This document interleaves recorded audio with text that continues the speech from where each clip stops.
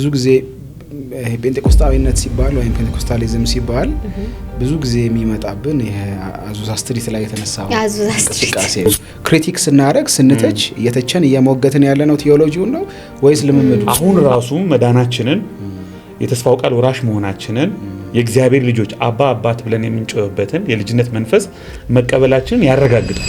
ወደ ፔንቴኮስታል ቀውስ ስንመለስ ቀውሱን ለማረሳሳት ነበር ፔንቴኮስታል ሙቭመንት በርግጥ በዛ ውስጥ የተወለደ ልክ ያልሆኑ ልምምዶች አሉ። እንደ ዴይስቶች ልንሆን ነው ማለት ነው። ልክ ዴይዝም እግዚአብሔር ሰማይን ምድርን ፈጥሯል። አዎ ግን ልክ እንደ ሰዓት ሰሪው በቃ አጀስት አድርጎ ትቶታል።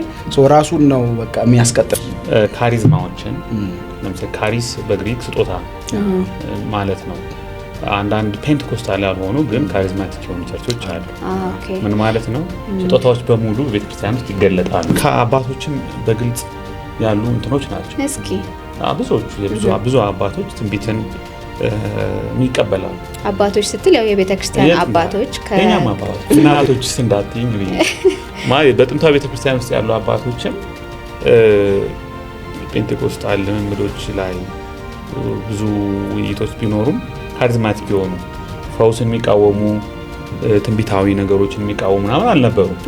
እንደውም ብዙ ማስረጃዎች አሉ። በአሁኑ ሰዓት የሚተረጎም ልሳን ቢሆን የለም የሚሉ አሉ። እነዚህ ፈርስት ሴንቸሪ ላይ ቤተክርስቲያን እንድትመሰረት እግዚአብሔር ለመጀመሪያዎቹ ሐዋርያት ኤክስክሉሲቭሊ የሰጣቸው ልዩ ስጦታዎች ናቸው።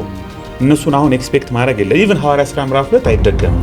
ሰዎች በመንፈስ ቅዱስ ይሞላሉ ይጠመቃሉ ሲባል ሐዋርያ ሥራ ምዕራፍ 2 እየተደገመ ነው ማለትም አይደለም ነሰሰርሊ ማለት አይደገሙም የሚለው ከምን ፐርስፔክቲቭ አንፃር ነው? እስቲ እንቃረን እዚህ ትንሽ ተከራከረ። ጴንጤዎች ከሚፈረጅባቸው ነገሮች አንዱ ሳክራመንትን ያቃልላሉ የሚባል አለ።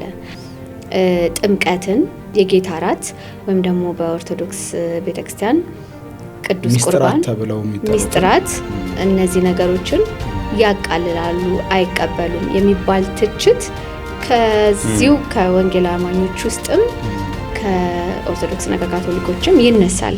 ካሪዝማቲካዊ እንቅስቃሴ በኦርቶዶክስ ቤተክርስቲያን ውስጥ ለምሳሌ ካየን ካሪዝማቲካዊ ነው ሆሊ ዋተር ወይም ጸበል አለ። ኦርቶዶክስ ቤተክርስቲያን ውስጥ ካሪዝማቲክ እንቅስቃሴ አለ፣ በደንብ አለ። ጸበል ምንድነው?